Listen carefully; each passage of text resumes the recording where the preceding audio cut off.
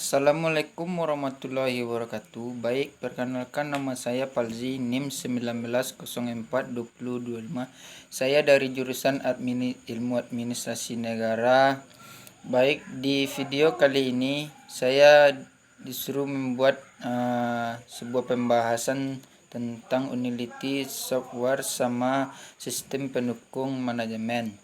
Baik, alangkah lebih baiknya saya akan menjelaskan tentang utility software dulu. Utility software disebut juga sebagai perangkat lunak alat pembantu. Perangkat lunak membantu adalah dari sistem software yang tugasnya adalah untuk mengerjakan pekerjaan-pekerjaan minor dalam mengoperasikan komputer. Seperti dari tugas utility software adalah mempersiapkan pemakaian media, membuat duplikat, membuat atau menghapus proteksi sistem software, memperbaiki bagian file atau file yang rusak, dan menguji kebenaran komputer. Yang selanjutnya, jenis-jenis utility. 1. Program utility internal (bawaan). Utility internal adalah utility yang ada di dalamnya sebuah sistem operasi. Utility sudah tersebut terinstall secara otomatis pada user dalam melakukan instalasi sistem operasi.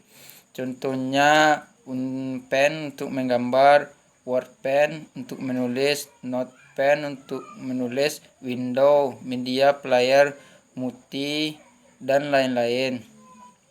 Dan pada utility system terdapat panel, misalnya remove program, print, font, system, dan lain-lain.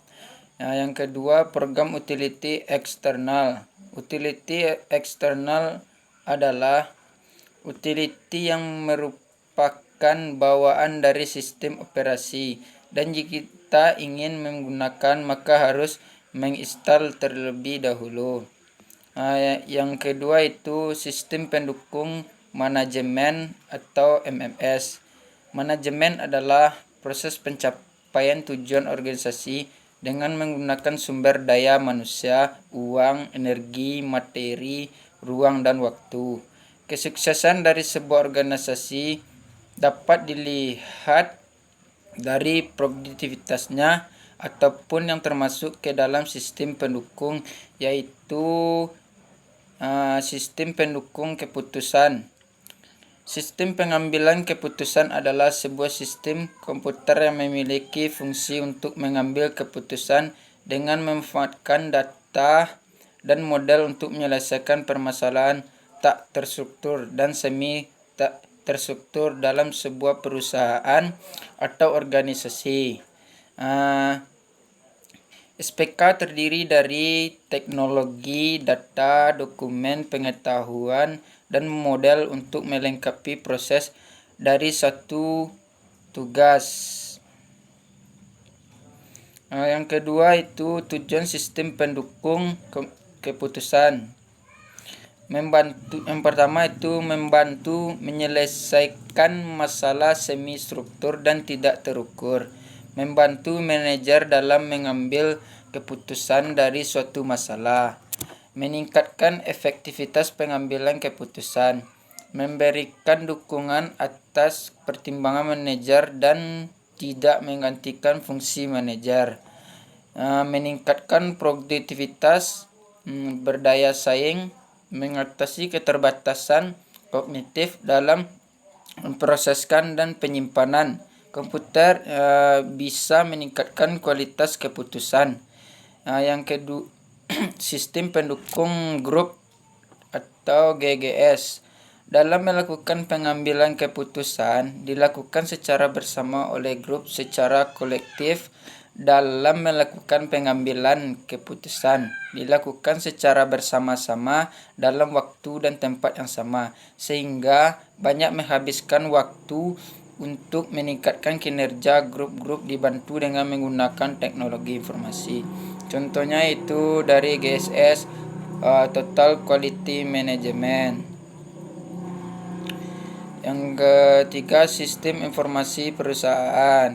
Sistem informasi perusahaan dikembangkan dari sistem informasi eksekutif yang disatukan dengan teknologi web, mampu memberikan hal yang diperlukan oleh perusahaan, yaitu memberikan pandangan operasi organisasi, menyediakan antarmuka yang benar-benar user-friendly, mengidentifikasi masalah, menyediakan akses informasi dengan cepat.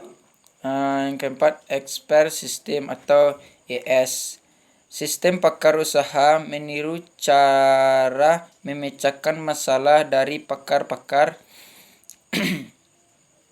sistem pakar di dalam organisasi. Digunakan untuk memecahkan masalah tidak terstruktur seperti merger dan akuisisi, diagnosisi masalah besar, dan strategi periklanan. Semakin tidak struktur suatu masalah, maka solusinya akan lebih spesifik. IS adalah paket hardware dan software yang digunakan sebagai pengambilan keputusan dan pemecahan masalah yang dapat mencapai level yang setara atau melebihi seorang pakar pada suatu era masalah spesifik dan biasanya lebih sempit. Yang kelima, artificial neural networks.